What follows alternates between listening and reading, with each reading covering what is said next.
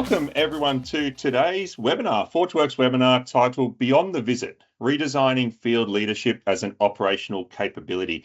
David Provan's my name. I'm the Chief Executive of ForgeWorks. For those that don't know who ForgeWorks are, we're a global safety training, consulting and software company headquartered out of Australia. Hopefully we have a number of folk, maybe stateside, maybe even very late at night or early in the morning in Europe and Africa as well. We had almost, I think, 300 registrations. I'm joined today with Ryan Cunningham, who's sort of rapidly become ForgeWorks kind of expert on field leadership.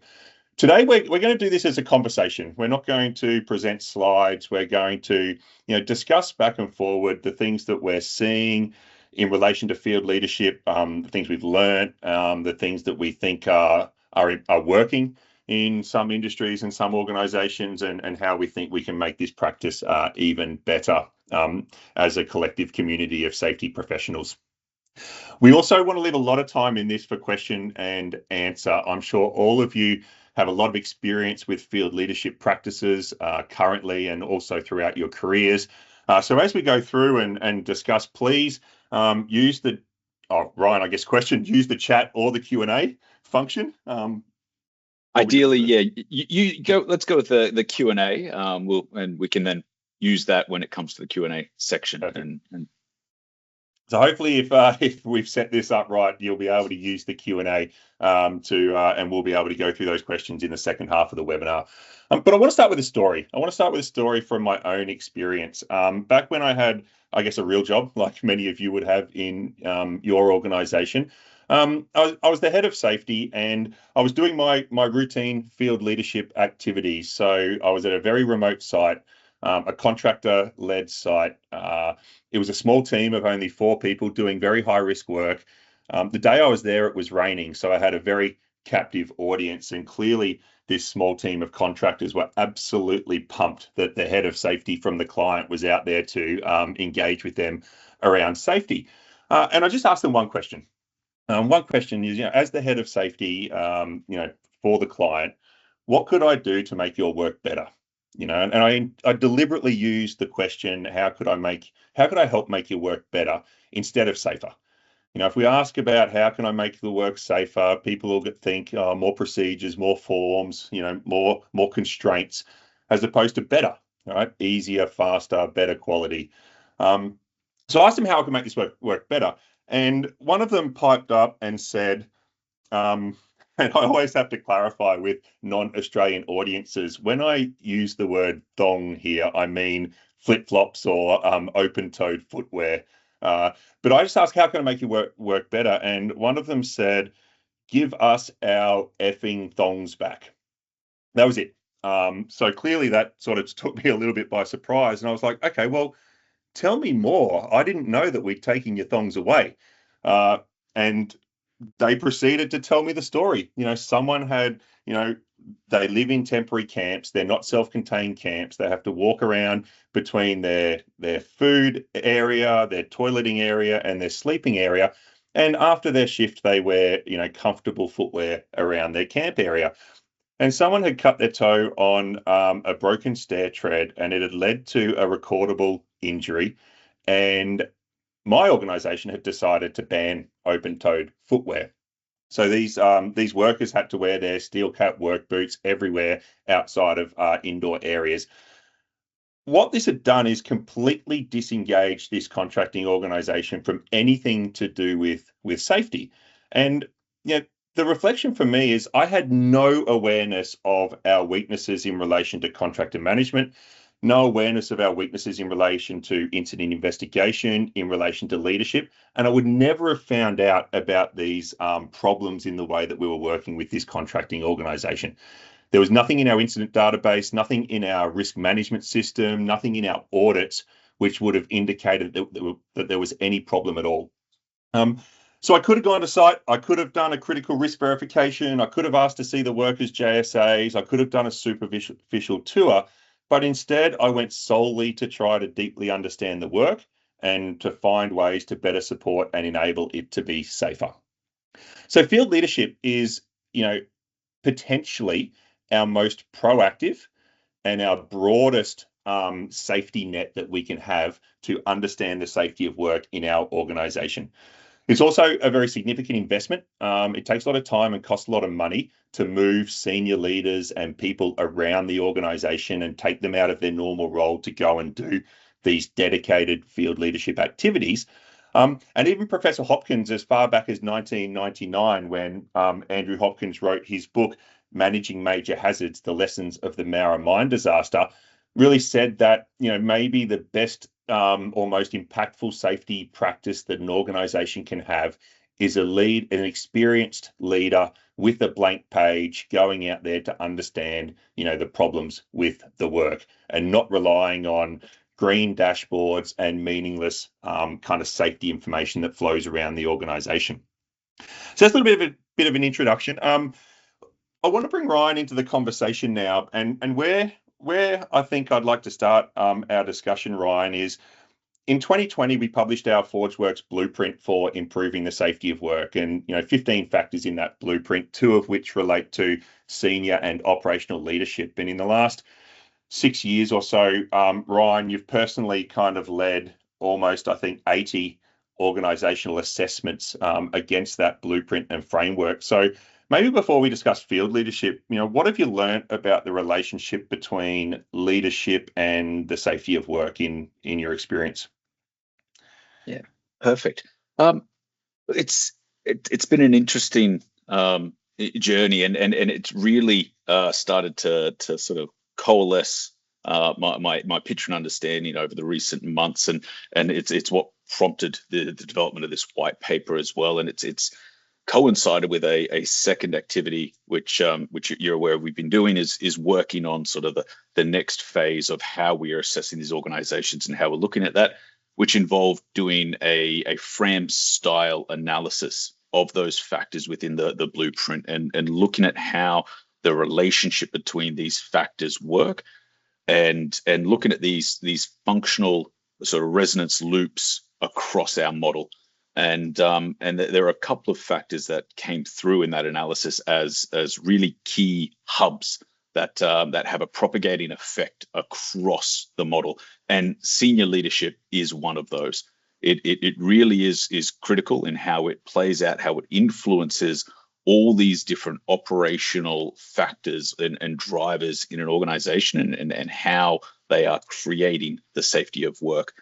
And it was quite refreshing to sort of see it more quantitatively in that assessment, because it was something I was seeing and feeling more qualitatively through the assessments. And it was one of the most commonly raised opportunities through our assessments for organizations to focus on is their senior leadership.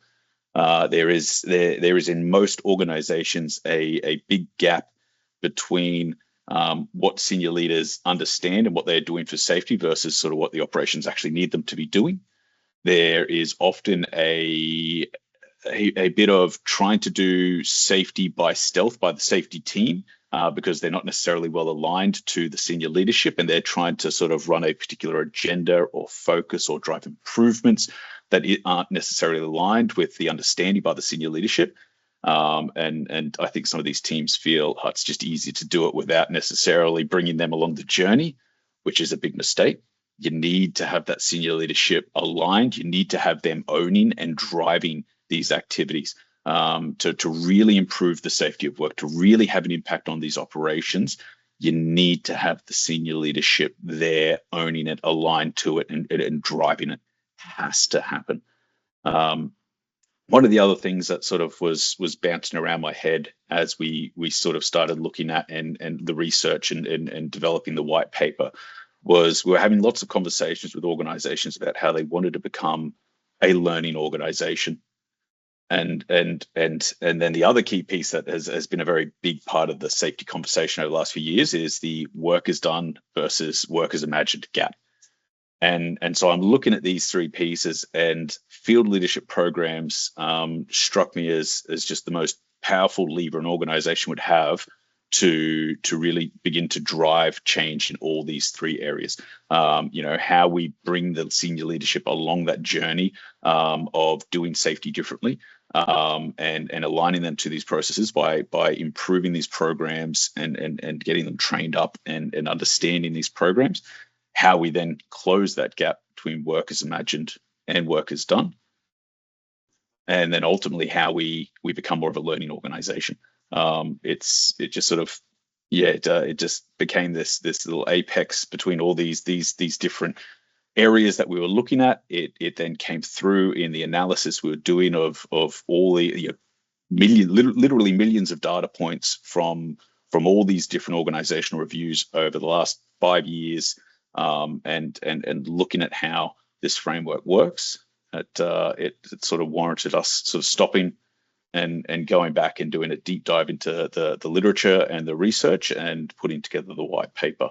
And then as a result of that, very much a focus of, okay, well, how do we help organizations? Where to go from there? So I guess what I'm keen to then throw back to you is sort of that was my journey, looking at using the blueprint and working with all these different organizations from around the globe.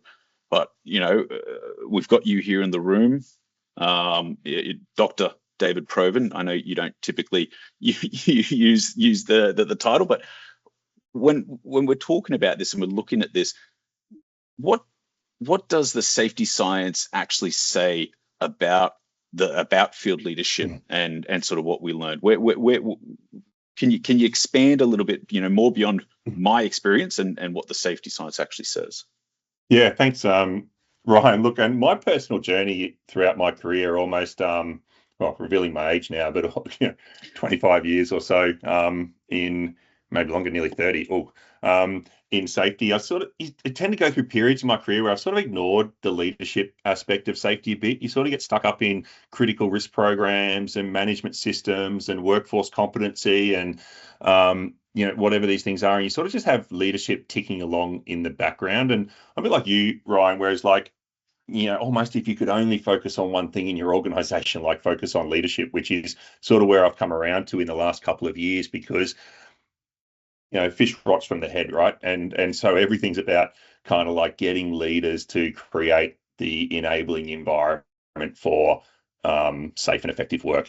So in terms of the science, it's really interesting because this is not new.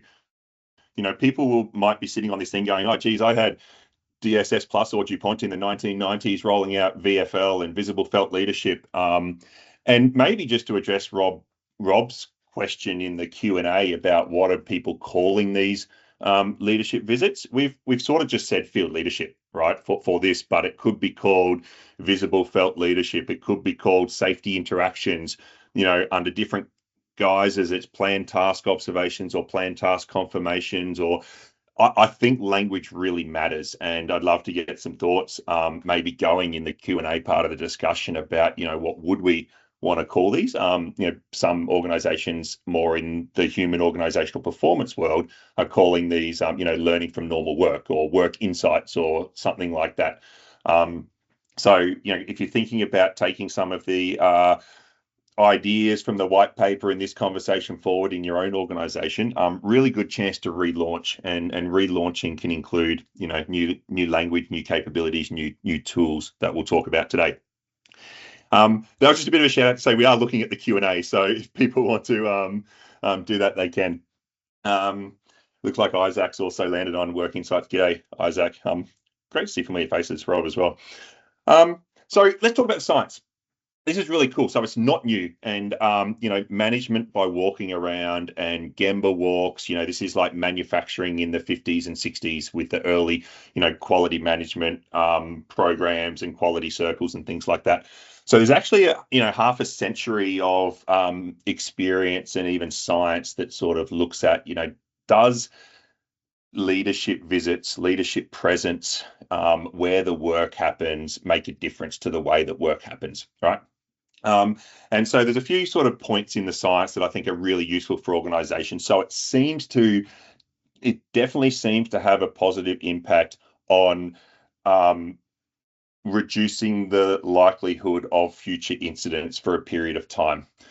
So one study with over 1,000 work sites over several years, found that leadership visits to site led to a significant reduction in the chance of having a recordable injury in between over anywhere up to the next 3 months, right? The strongest correlation was within the next 2 weeks. If a good field leadership safety activity had occurred with an individual or a team, then their chance of incident was reduced. Now, we all know the statistical invalidity of recordable injury rates and things like that, but this is a statistically significant correlation between field leadership and incidents. The second is about the relationship between field leadership and culture or safety culture. Does the presence of leaders interacting with frontline teams on safety topics change the safety culture or potentially improve the safety culture of the organization? And the research, again, is yes. There's some conditions on those findings, which most strongly relates to whether or not anything changes with the work. So if leaders are going around talking about safety and nothing actually changes or improves, then it doesn't seem to improve culture. But if leaders are going around and actually using the things that come through from those field leadership interactions to make changes to the work, then it has again a statistically significant positive impact on safety culture. If you're not aware that I co-host the Safety of Work podcast with Associate Professor Drew Ray, in episode 111, we actually podcasted about the science around Are Management Walkarounds Effective is the title of that episode. So if you want to listen to an hour of more scientific discussion about field leadership, please, I'd sort of push you back towards not just that, but the whole catalogue of 140 odd episodes of the Safety of Work podcast since 2019. So Ryan, there is some science, which is really good because we know in the safety science world, for a lot of our safety practices, the science is either non-existent or quite weak. But this as a practice, field leadership and doing it well is something that can reduce risk and improve culture.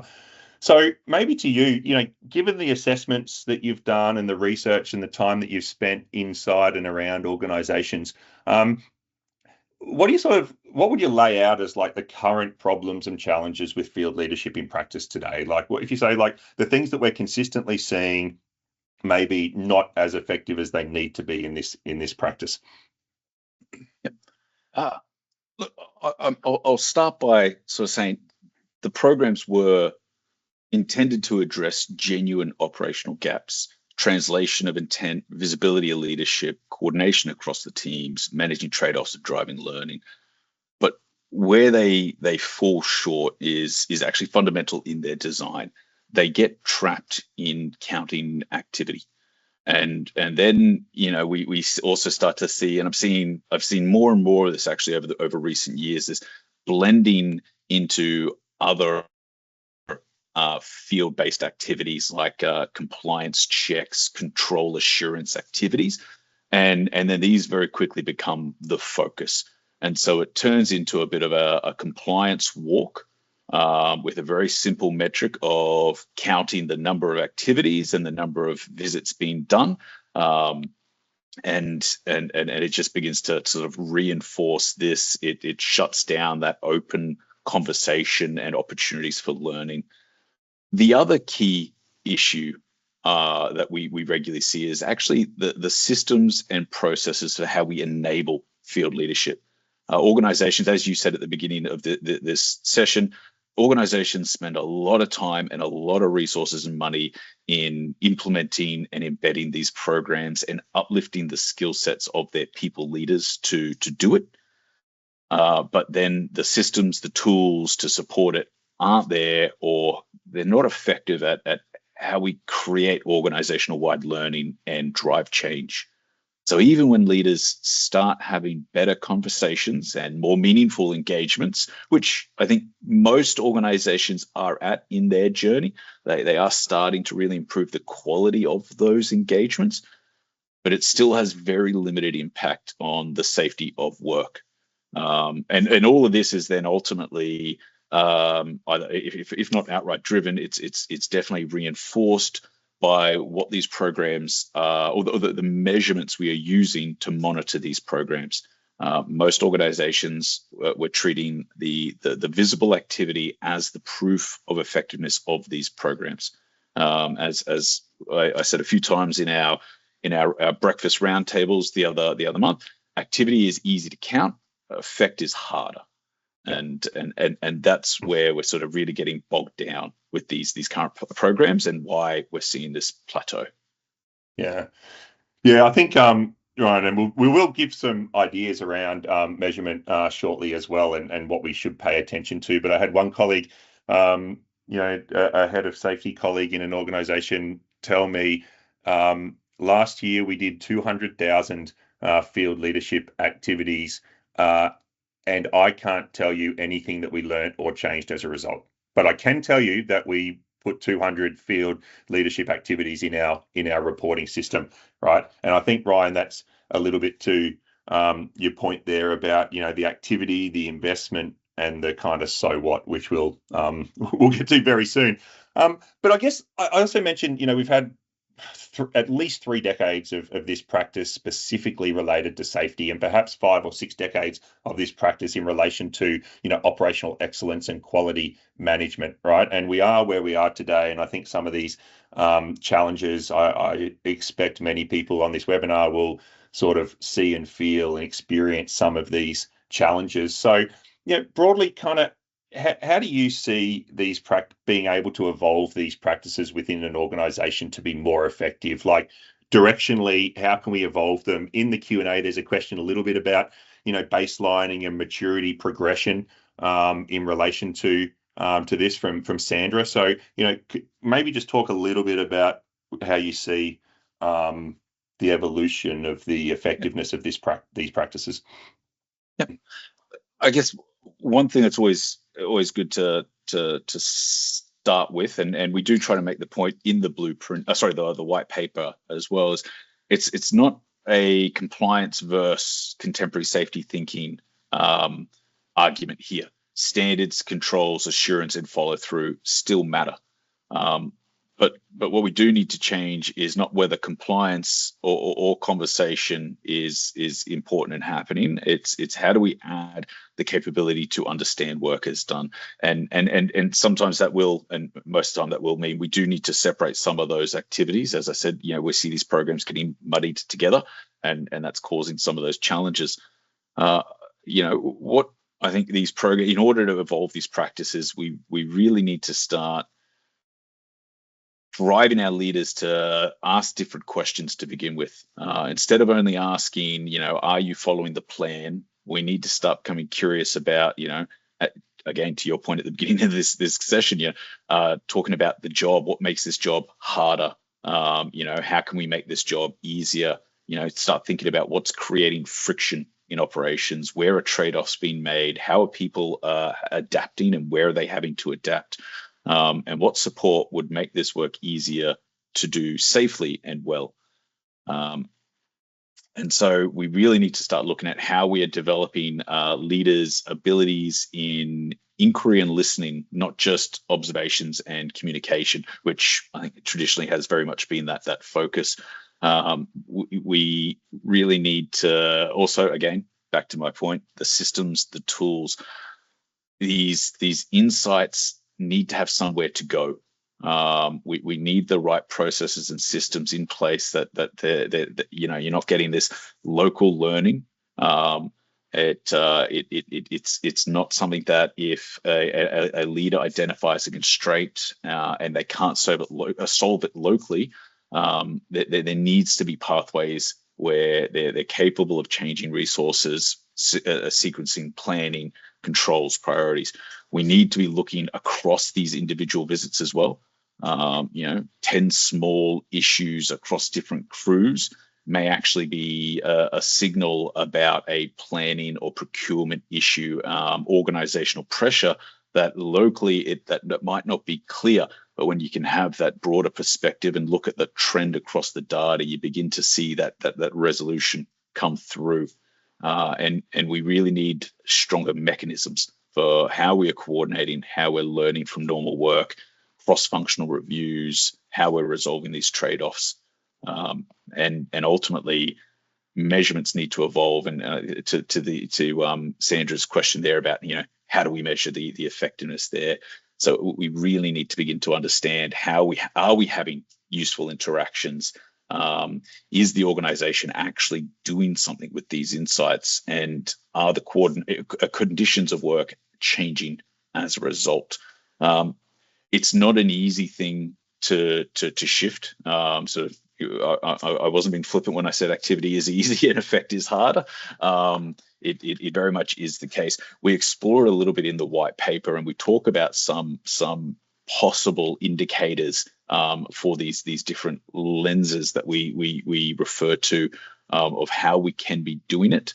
And there's always the risk that organizations will find, or people in organizations will find, ways to gamify some of these metrics, no matter what we set. And we need to be careful as well in how we set KPIs or targets or incentives against any of these measurements. Ideally, we wouldn't really want any for most of these in terms of KPIs. But it can be a bit of a mix. I think it was the work from Matthew Holloway and the Construction Research Alliance that talk about a scorecard for looking at the quality of the engagements that are being had. And theirs is quite large, but organizations can come up with a very simple classification scorecard and allow leaders to really start to reflect and score themselves in terms of the quality of that engagement. We can begin to look at the weak signal capture rates, or the frequency of structured debriefs and after action reviews, in terms of are we as better indicators of the types of practice we want, follow through cycle time on issues being raised, or sort of signal to action conversion, in terms of that indication of how are we responding, are the systems there functioning, number of reoccurring operational constraints resolved, trends in that data and reoccurring issues is to, are we actually impacting the work and changing those conditions?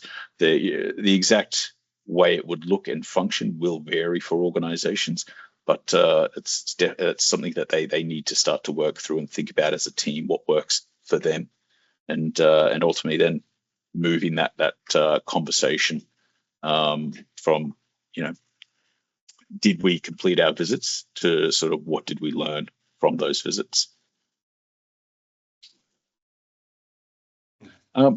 So one thing that we're talking about here, we're talking about how we need to evolve these practices. We're talking about what that might actually look like. We could probably spend the full hour just talking about the metrics and measurements alone. It is quite a large topic to cover, but just to sort of, one thing that I think would be good for us to cover here is, what does this actually mean? What are the implications for the people involved in the organization, in particular the safety team and leadership? And I'd love it, Dave, if maybe from your perspective in your past role and your research, if you could sort of maybe talk a little bit about this. What does this actually mean for the safety team and the senior leadership within an organization as we go through this journey? Yeah.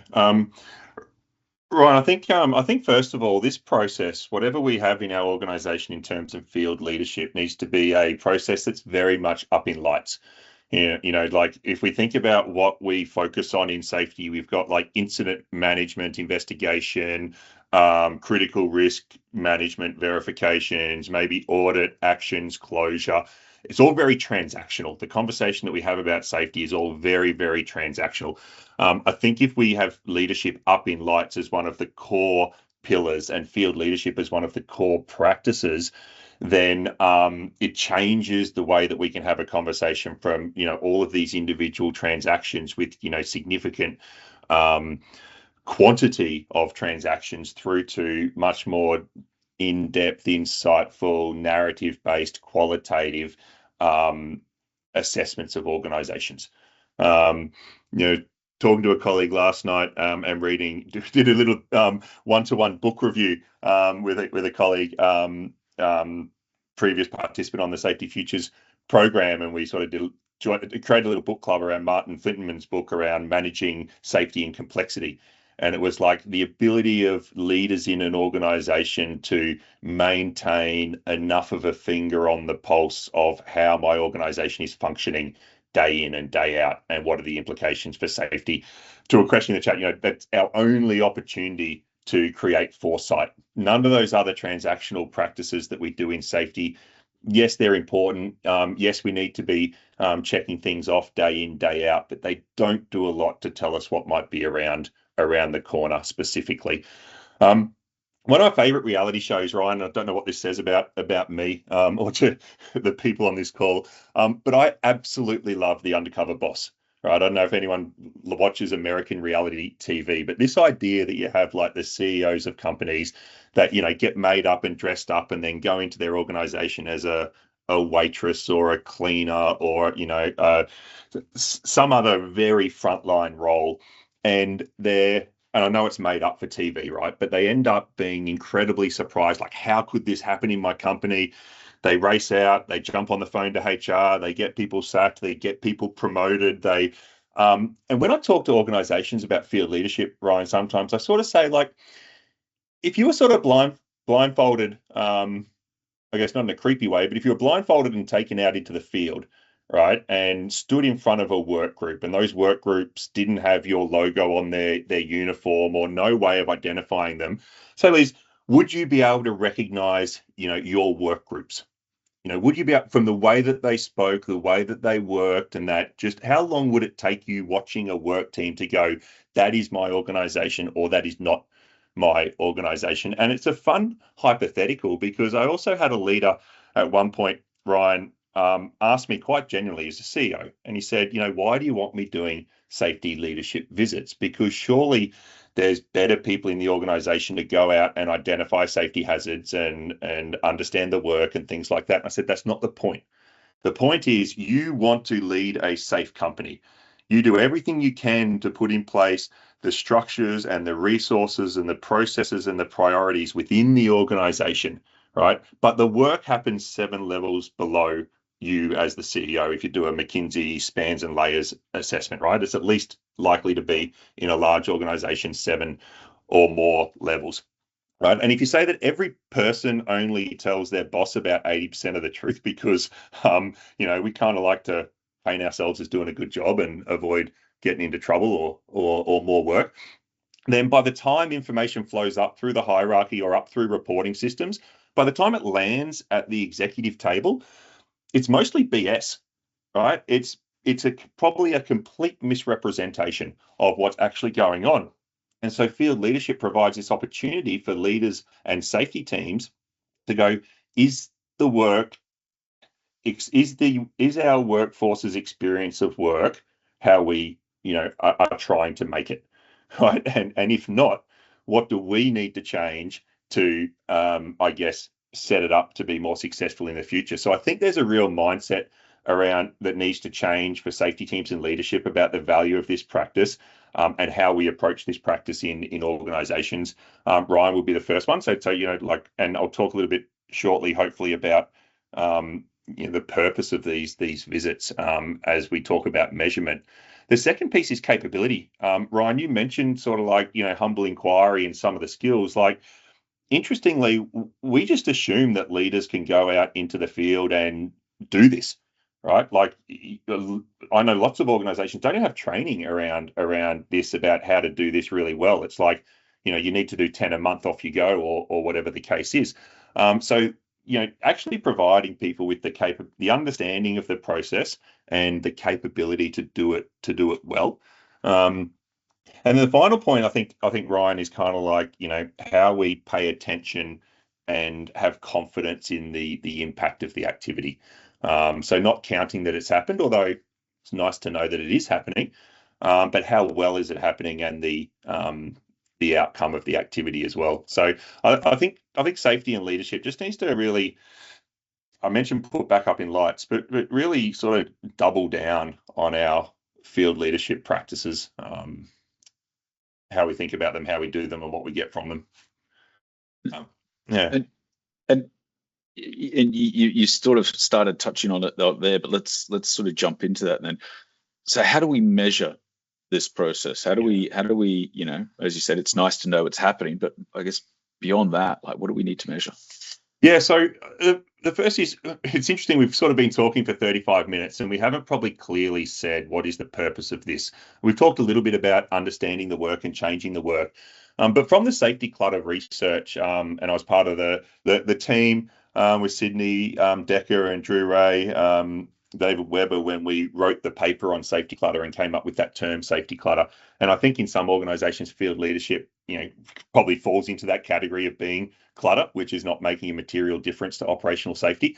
But from the safety clutter research, we said you've got to start by understanding the contribution. Like, how do we want this practice to actually contribute to the safety of work? And this is the first question that you need to ask yourself in your organization. So why am I doing this? And the first reason could be, so option A could be, I'm doing this to demonstrate as a leader that I care so that you care more as a worker about safety. So I've taken time out of my busy day to come out in the field, prioritize safety, talk to you about safety, and I expect you in your day-to-day to also prioritize safety, care more about safety, and make good, safe decisions. So as a leader, I'm just out there to lead by example, walk the talk so that you care more and you make better decisions, right? That's one. And then I've got to go. So I guess, Ryan, before we talk measurement, we've got to go, what are we trying to achieve? And then we try and measure that. So if that's why you're doing field leadership, then you need to think about how we maybe measure how much our workforce cares and whether that is impacted positively or negatively by leaders going and telling them to care. The second is, well, actually, no, I want leaders to go out and understand the work so that they make better decisions in their leadership role to, set workers up for success in the future. So I want leaders to be learning about the work. So again, then that's great. So then I need to think about how much do they learn and what's the relationship between what they learn and the decision quality they make as a leader. The third option could be, I actually want leaders to go out there to work together with the front line to develop a shared understanding and co-design improvements to work and the system around that work. I like option 3, but then we can start to think about how we measure that. For every safety practice in your organization, I think it's important to measure 3 things. The first is whether or not it's being done. So it's still important to know that, hey, we did 100 field leadership activities in the last 3 months, because if we don't know whether it's happening or not, it's really hard to measure anything else, right? So don't stop counting that these things happen. Just know that that's sort of like the least useful indicator. Once we know it's happening, the next thing we need to measure is the quality of the individual activity. So how well are these processes actually being performed? And I think to Tim Allred's, and hello, Dr. Allred, question in the Q&A, he sort of talks about what's our thoughts on getting the workforce's views on the value and impact of field leadership. Got an example around that, but I think that is one way to go. What's the workforce's experience of these field leadership activities in the organization, right? And then the third point that's really important is the outcome. Are we getting the value and the impact and the return and the meaningful change associated with the activity? So we think about activity quality and outcome, and some examples. Let's be really hopefully concrete and give some examples here, Ryan, about quality and outcome. I love the idea, Tim, of getting feedback from the workforce about field leadership activities. How you might do that, we worked with one organization and designed a really simple 5 question feedback survey from the workforce. It was something like, from memory, my leader cares about safety. My leader focuses on the most important risks. My leader understands the reality of my work, like work as done. My leader seeks out and respond and acts on my feedback, and I feel like I can raise anything with my leader. Because that was about saying, if you're doing really high quality field leadership activities, then the workforce should respond and say, yes, they care. Yes, they're trying to understand the reality of my work. Yes, they seek out my feedback and report back. So that was one way, Tim, of designing something to try to understand the quality of field interactions. But it still doesn't tell me if anything changes, right? And so this is where the outcome becomes really important. And another global organization we worked with on field leadership, we actually added a KPI. So leaders had to do, I think it was 8 a quarter in this organization, quite operationally focused roles. And we added, you have to do 8 a quarter, but you also have to identify and implement 2 systemic safety improvements each quarter, right? And the idea behind that was that if you do field leadership well, 1 in 4 conversations, you should come across a frontline challenge or a frontline issue that you as a leader can go and do something about in terms of changing the system around the work. Like what Ryan said, the work planning, the procurement, the equipment, the time allocation, the team capability. You can use your authority as a leader to make systemic operational safety improvements. So we defined what a systemic operational safety improvement was. So it's not, putting a sign up, but then leaders knew that it's not enough to do 8. It's not enough to do 8. What I need to do is actually find ways that I, as a leader, can change the work. So Ryan, I think there's actually concrete ways that we can go out and better understand the quality and the impact of these field leadership activities, beyond just knowing that people are reporting them in a system. Yeah, absolutely. So I guess we've sort of covered a fair bit of ground. I want to leave us 15 minutes or so to go through this Q&A, Ryan. But before we do that, I guess we've sort of talked conceptually and practically back and forth in this conversation. But what would be sort of your action plan? Wonderful to have like 160 plus people on this call, but if they went back into their organization, how do you think you'd get started? I'd say there's, if I put it into sort of three dot points of what we need to do for the average organization, we need to, and I think to where you sort of brought us to in that last response, the purpose. We need to look at, reframe and clarify the purpose of our field leadership programs. What are we actually trying to achieve? And we need to ensure that our leadership own that and are aligned to it and are communicating it effectively. We then need to look at those learning and escalation pathways, the systems, the tools behind the activities that actually take those insights and enable something to happen within the organization. And then to the final point we were just discussing, it's the metrics. How are we actually measuring the usefulness or impact of this program? Are we measuring whether work is improving? And so those would be the 3 at the top of my hit list. And obviously each one of those will have many sub activities that nest under them, but sort of at that high level, I think that's where we need to look at: reframe the purpose of field leadership, redesign the learning escalation loops, measure whether work is improving. Yeah. Cool, Ryan. So clearly, as I mentioned at the start, ForgeWorks, we've sort of really lent into the leadership space quite significantly in the last year or so. We have what I think is a sort of an industry-leading capability pathway for leaders in organizations, from an executive safety leadership program, safety leadership program, and a safe supervision program. We see those as 3 levels. The executive set the tone and the direction for the organization. The middle managers create the enabling environment, and frontline leaders kind of plan and oversee the execution of work.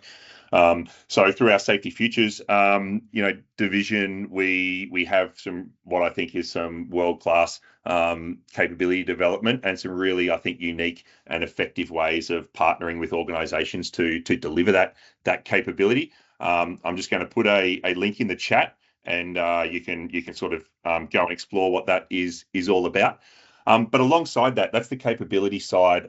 We've also invested quite a lot in the tooling side. A very dedicated app-based feature set for field leadership called HiVis Site, which is part of our HiVis collection of software tools.